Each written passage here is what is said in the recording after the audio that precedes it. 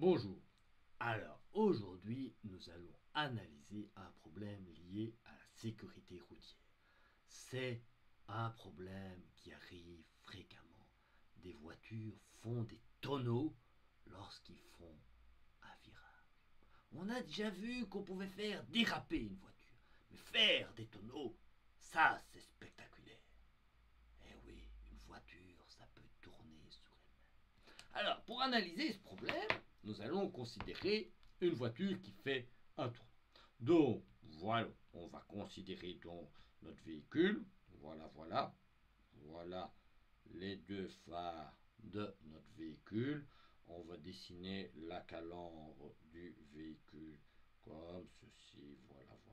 Voilà. Et on puis le capot du véhicule qui est comme ça. Voilà, le capot du véhicule qui est comme ceci. Voilà.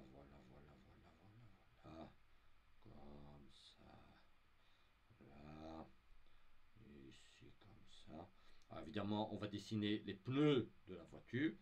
Donc voilà le pneu de chaque côté, du côté droit et du côté gauche. Il faut évidemment dessiner la plaque d'immatriculation de ce puissant véhicule. Voilà. Et nous allons terminer. Donc le véhicule, il est comme ça. Voilà. Et nous avons un véhicule puissant, comme ça, voilà. Ici, comme ça, là, comme ça. Et évidemment, nous avons l'habitacle qui vient comme ça, les rétroviseurs, voilà, les antennes comme ceci. Et évidemment, dans ce véhicule, il y a le pilote. Parce que quand il y a une voiture puissante comme ça, il y a le pilote. I am the pilot. Donc voilà le pilote. Ici, nous avons le pilote. Voilà le pilote.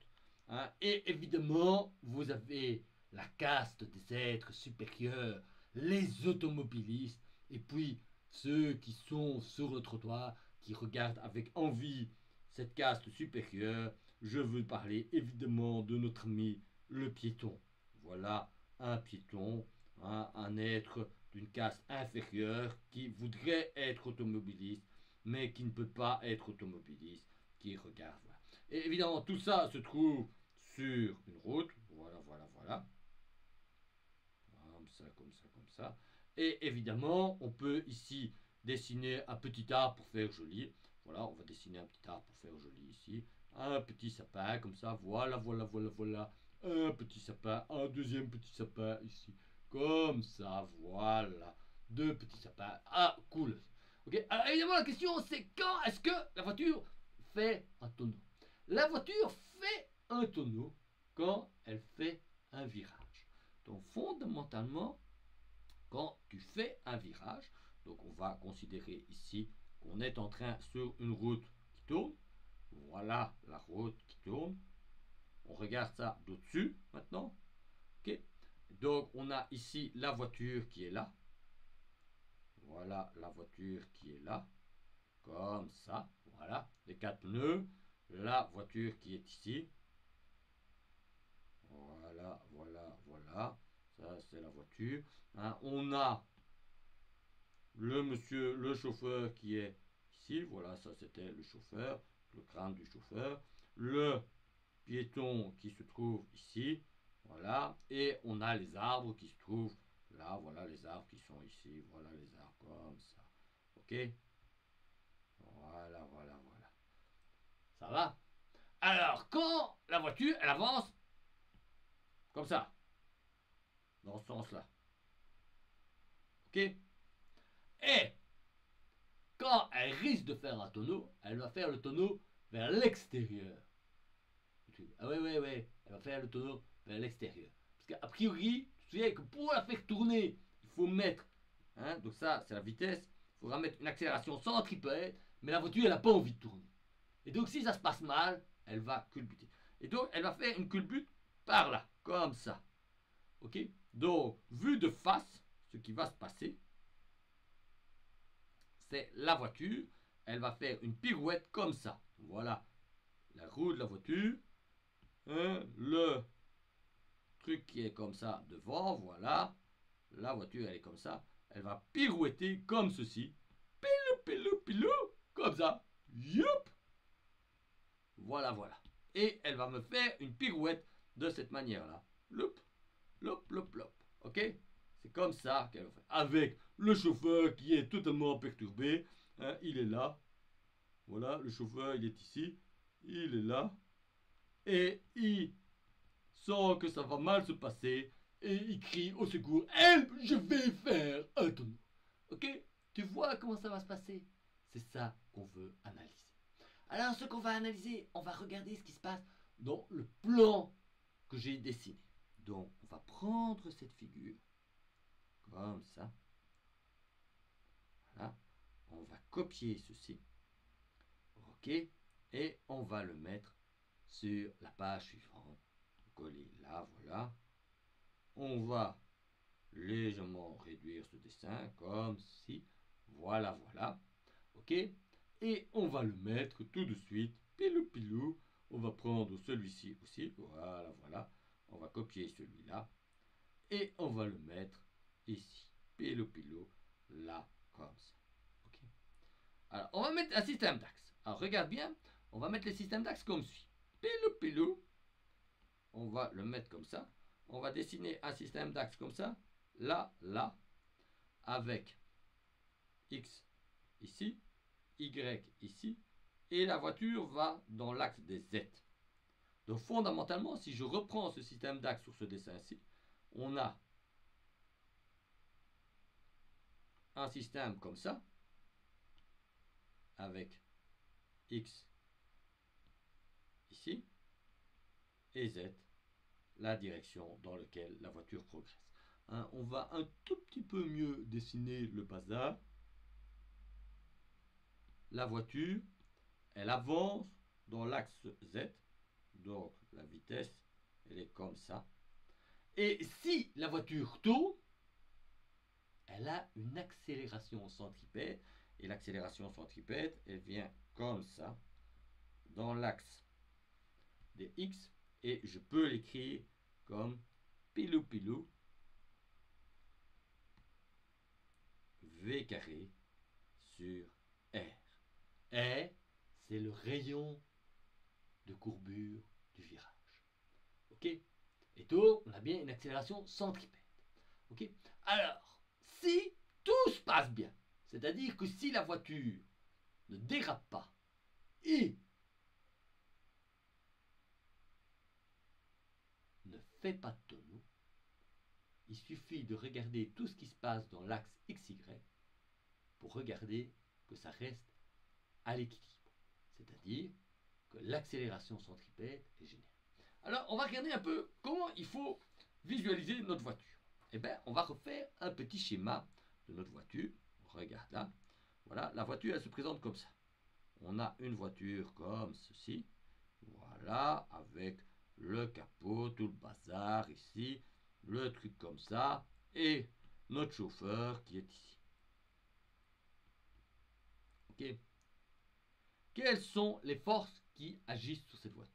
Eh bien, cette voiture, elle a un centre de masse, qu'on va supposer ici. Et sur son centre de masse, il y a le poids de la voiture, mg. On ne tient pas compte de tout ce qui se passe dans la direction perpendiculaire z. Ça, c'est la progression, ça, le freinement, le moteur et tout ça. Juste ce qui se passe dans l'axe XY. Et l'axe XY, il vit avec la voiture. Okay. Alors après, on a les réactions sur les deux pneus. Et on a deux réactions normales, N1 et N2, sur les deux pneus. Et deux réactions tangentielles, F1 et F2. Ah, tu vas me dire, pourquoi est-ce que je dessine F1 et F2 dans ce sens-là? Mais parce que je sais que j'ai une accélération centripète V carré sur R. Et quelles sont les forces qui peuvent générer cette accélération centripète? F1 et F2. Si tu te souviens un petit peu, F1 et F2, c'est ce qui va, d'une certaine manière, s'opposer à la pseudo-force centripète, centrifuge. L'accélération est centripète, mais la pseudo-force centrifuge, ça, c'est la pseudo-force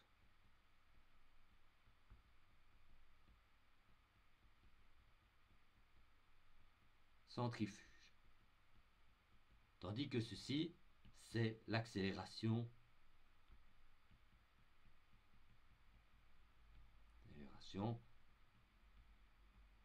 centripète. Et donc tu vois que F1 et F2 génèrent l'accélération centripète, ce qui peut parfois aussi être interprété de manière un peu abusive, que ces deux forces s'opposent à la pseudo-force centrifuge. Ok? On voit comment ça marche. Et donc tu vois la manière dont j'ai dessiné mes forces. Alors maintenant, pour savoir trouver mes inconnus, je vais considérer trois équations. Que la somme de toutes les composantes en x des forces est égale à l'accélération centripète fois mv carré sur r. Les forces, hein. Donc comme j'ai mis l'accélération centripète, faut pas mettre la pseudo-force centrifuge, hein, sinon ça va pas aller. Ok? La somme des forces en y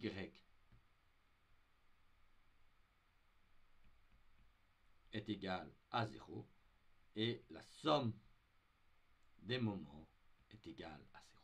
Et donc, j'ai trois équations.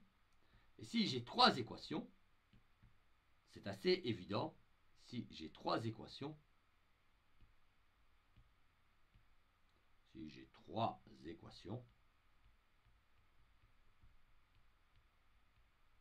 je peux résoudre, je peux trouver trois inconnus. Et alors, tu vas me dire, oui, mais c'est embêtant ça, parce que en fait, il y a F1 que je connais pas, il y a F2 que je connais pas, il y a N1 que je connais pas, il y a N2 que je connais pas. Eh ouais. Eh bien, en fait, on va pas pouvoir tout calculer. On va calculer une partie du problème. Regarde bien, on va le mettre sur le transparent suivant. Pilou, pilou, copier tout ça. Hein? Pilou, pilou, pilou. Tu vas voir ça. Hop. On remet ça ici. Voilà, voilà. Qu'est-ce qu'on va considérer comme inconnu? Eh bien, on va considérer comme inconnu les choses suivantes. On va considérer la somme de F1 plus F2, N1 et N2. Et on va pouvoir trouver ça. On ne sera pas à savoir ce qui est F1 et F2, mais on pourrait trouver ça. Regarde, on va calculer les trois équations. On va écrire les trois. Donc ça, c'est l'inconnu 1. Ça sera l'inconnu 2. Et ceci, ce sera l'inconnu 3. Alors, écrivons nos équations. Alors, les forces en x. Ben, ça, c'est facile. C'est F1. Pélo, on va le mettre en bleu, ça va être plus joli. C'est F1 plus F2 est égal à mv carré sur R. Ok? Les forces en Y. Bon, ça, c'est facile. C'est N1 plus N2 moins Mg est égal à 0. Puis maintenant, il faut calculer les moments. Alors, on va calculer les moments par rapport au centre de masse, ici, et on va faire tourner la voiture comme je l'ai indiqué. Alors, tu vas me dire, oui, mais pourquoi vous ne faites pas tourner la voiture, par exemple, par rapport à des points de contact d'un des pneus? Ben parce que si je fais ça, les deux forces de frottement, chose que je veux, qui m'intéresse vachement, ne vont pas produire de moment. Parce que soit elles s'exercent sur le point de contact, soit elles sont alignées avec le bras de levier. Donc maintenant, on va calculer les moments. Alors, on va par exemple calculer les moments sur la roue 1. Eh bien, par rapport à ce point-là, centre de masse, que j'ai dessiné comme ça, pour le faire tourner comme ça, ben, nous avons la force F1, N1, s'exerce comme ceci. On va les dessiner en vert. Voilà, voilà. Comme ceci. Alors, il est temps d'introduire les dimensions géométriques de ma voiture. Je vais supposer que pour ma voiture, je connais ces dimensions géométriques. Je sais que son centre de masse par rapport à la roue se trouve à une hauteur h et que la distance entre les deux roues est d. Donc h c'est la hauteur du centre de masse de ma voiture, d c'est la distance entre les deux roues. Alors regarde N1. N1 c'est la force normale qui s'exerce sur les deux roues, ouais, la roue avant et la roue arrière du côté gauche. Alors il faut calculer son moment. Ben, pour faire ça, c'est facile. Tu calcules le bras de levier. Et le bras de levier, c'est cette distance-ci. Ça, c'est R perpendiculaire. Et R perpendiculaire ici, c'est exactement D demi. Et donc, tu sais déjà que tu as pile N1 D demi. Bon, maintenant, on va calculer le moment exercé par N2. Ben, c'est exactement la même chose. Tu prends ce point-là, tu regardes où s'exerce N2, et N2, il s'exerce ici, comme ceci. Donc, son bras de levier, il vient ici, pilou, comme ça. Ça, c'est R perpendiculaire égale D divisé par 2. Et tu vois qu'N2, il a tendance à faire tourner la voiture dans le sens opposé de ce que j'ai indiqué. Et donc, je vais mettre ici moins N2 D2. Puis maintenant, les forces de frottement. Ah, les forces de frottement, ça c'est encore plus... On va d'abord faire F1. F1, voilà. Il se trouve de ce côté-ci. Pilou.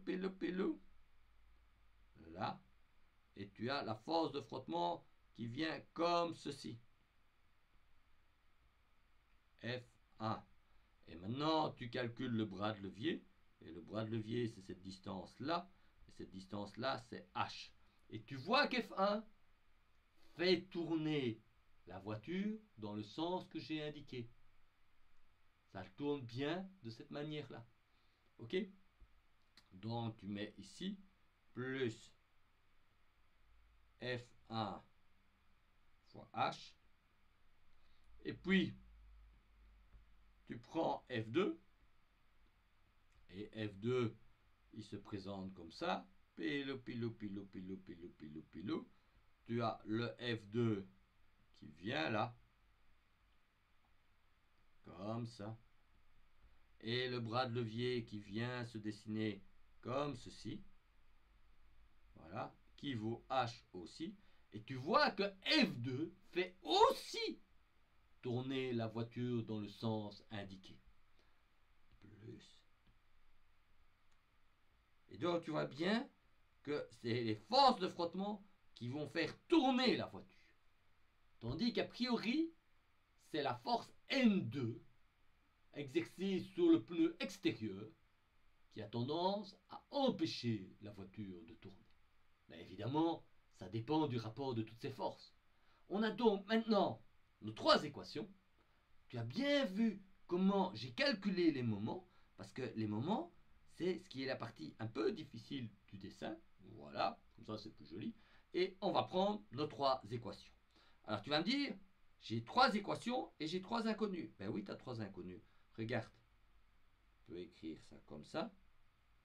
Ceci, je peux l'écrire comme étant H F1 plus F2. Et donc, on est d'accord. Ça sera ma première inconnue. Ceci sera ma seconde inconnue. Et N2 sera ma troisième inconnue. Et donc, j'ai trois équations à trois inconnues. Je peux les trouver. Bon, mais maintenant, ce qui m'intéresse, c'est la vitesse à laquelle on va commencer à observer l'apparition du tonneau. Ah, on va pouvoir simplifier des choses. Regarde bien. On prend nos équations là, pilou pilou, voilà, et on va essayer de simplifier les choses. Pirlou pirlou, on prend les équations là, et regarde bien. Si on est tout juste au moment où on va commencer à voir apparaître le tonneau, qu'est-ce qui se passe? Si on est tout juste au moment où le tonneau va apparaître, eh bien, ça signifie que la voiture va commencer à pivoter, comme ça. Voilà, voilà, voilà. Voilà la voiture. Elle va commencer à effectuer son tonneau. Donc, elle va commencer à bouger comme ceci, là. Et qu'est-ce qu'on observe? C'est qu'évidemment, la force de gravité, elle est toujours présente. N2 est toujours présent. Mais N1 et F1, à partir du moment où la roue se soulève, elles ne peuvent plus exister. Il n'y a plus de contact entre la roue gauche et le sol, dont F1 et N1 n'existent plus. Alors s'ils n'existent plus, c'est très très simple, tu les supprimes. Donc on supprime celle-là, on supprime celle-là, on supprime ça, et on supprime ceci. Qu'est-ce qui reste?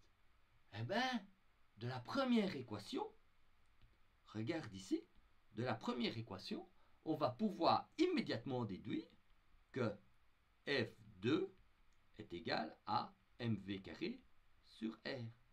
De la deuxième équation, on déduit que N2 est égal à mg. Et maintenant, je vais pouvoir déduire la vitesse de telle manière à ce que la voiture ne fasse pas de tonneau. Ou la vitesse critique, la vitesse à partir de laquelle elle va faire un tonneau. Donc on suppose que V, c'est la vitesse où le tonneau apparaît. Alors, si le tonneau apparaît, ça veut dire qu'il n'y a pas encore d'accélération pour le faire tourner. C'est juste au moment où il apparaît. Alors, qu'est-ce qu'on va avoir? On va avoir N2 mg d demi plus F2 mv carré R fois H est égal à 0. Ça, c'est la dernière équation. Alors, qu'est-ce que tu peux faire? Tu peux simplifier les deux M et tu peux directement écrire que V carré est égal à G d R sur 2H et tu obtiens finalement que V est égal à radical de G dr sur 2H. Et tu as trouvé, en fonction des paramètres géométriques de la voiture, la hauteur entre du centre de masse, l'écart entre les deux roues, le rayon du tournant, la gravité, la vitesse à laquelle un tonneau risque d'arriver. Alors, on a trouvé la formule, on est tout content, tu as trouvé la formule, comme ça. Alors, c'est toujours bien, quand tu as trouvé ce genre de résultat, de vérifier que dimensionnellement c'est correct. Alors, on va vérifier ça. G, c'est des mètres carrés, c'est, si tu commences à dire n'importe quoi, Vincent, on n'y arrivera pas. C'est des mètres par seconde au carré. D, c'est des mètres. R, c'est des mètres. 2H, c'est des mètres. On a donc des mètres cubes divisé par des mètres, ça fait des mètres carrés sur des secondes au carré. Si on prend la racine carrée, ceci est bien des mètres secondes. Alors, ce qu'on peut s'intéresser, c'est de voir quel est l'impact sur la vitesse si on modifie un des paramètres. Si par exemple, on augmente G, ouais, un peu plus petit, si on augmente G, eh ben la vitesse va augmenter. Si on augmente D, la vitesse va augmenter. Donc si les roues sont plus écartées, c'est bon pour pouvoir tourner plus vite. Si R, c'est-à-dire si le virage est bien large, pas serré, pas une épingle à cheveux, ça c'est bon. Si on fait un grand virage, on peut le faire plus vite. Par contre, si H augmente, ça diminue. Hey, on va essayer de comprendre ça. Tu vas voir. On va reprendre ceci et on va essayer de comprendre ça. Pilou, pilou, essayons de comprendre ça. Regarde. On va considérer une application un peu vintage. Ah, un ancêtre. Une voiture qui est un ancêtre. Voilà une voiture qui est un ancêtre. Avec des grandes roues comme ça. Voilà. Voilà. Hein, et une jolie calandre à l'ancienne comme ça. Voilà, une jolie calandre à l'ancienne. Comme ceci. Voilà. Voilà, voilà. Voilà, avec une petite décoration comme ça.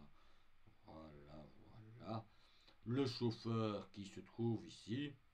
Voilà le chauffeur, hein, qui transporte un ancêtre. Voilà, voilà. Et évidemment la voiture. Voilà, elle a comme ça ici avec garde-manger. Et alors évidemment, comme il est parti en vacances, il a mis une galerie de toit. Voilà, une galerie de toit sur lequel il a mis une valise comme ceci. Sur la valise, il a mis un autre paquet. Sur l'autre paquet, il a mis un monstre domestique qui pour les vacances, comme ça, voilà, il a mis son monstre comme ça. Lui-même a pris un autre monstre qui se trouve ici, comme ça. Bon, c'est un peu plus. Et évidemment, l'effet net de ça, c'est que le centre de masse, il se trouve ici. Voilà, le centre de masse, il est là. Et tu vois, le H, il est grand. Par contre, la voiture est relativement étroite et le D est relativement petit. Eh bien, je peux vous dire que ma formule prédit qu'il y a de fortes chances que ce qu'on voit risque de faire un tonneau, même à une vitesse relativement modeste. Et puis maintenant, imagine un autre type de voiture. Une voiture assez plate comme ça. Assez plate comme ça. Voilà, voilà. Voilà. Une voiture assez plate comme ça. Hein, avec des voitures comme ceci. Voilà. Avec une carrosserie comme ceci. Voilà, voilà. Un aileron éventuellement comme ça. Et un pilote de Formule 1. Un pilote de Formule 1 comme ceci. Voilà le pilote de Formule 1 comme ceci. Voilà, ça, c'est une Formule 1. Quelle est la caractéristique d'une Formule 1? C'est pas uniquement graphique. On choisit un écart entre les pneus qui est grand. C'est pas pour faire joli, hein, qu'on met les pneus à deux extrémités. Et on a une hauteur H qui est petite. Et c'est pas pour faire joli seulement que c'est tout plat. Ouais, pour l'aéronautique aussi.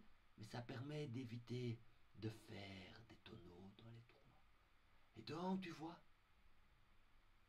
on a compris pourquoi les voitures, il faut éviter qu'elles soient trop hautes.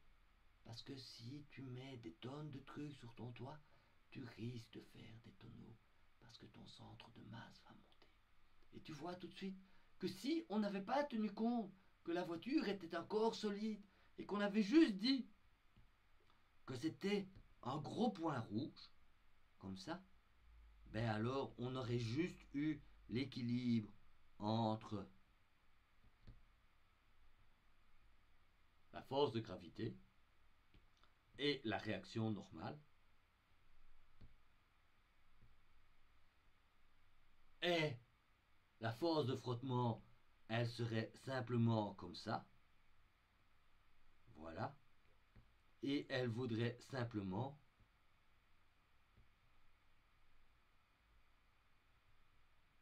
m v carré sur r, l'accélération centripète. Et donc, tu vois tout de suite que à ce moment-là, le point rouge, il ne peut pas tourner. Et s'il y a du frottement, donc même si tu as une bonne adhérence des pneus, même si tu ne glisses pas, tu peux faire des tonneaux. Et maintenant, tu sais vérifier si une voiture risque de déraper, mais tu sais aussi maintenant vérifier si une voiture risque de faire des tonneaux. Eh, pas mal ça, hein?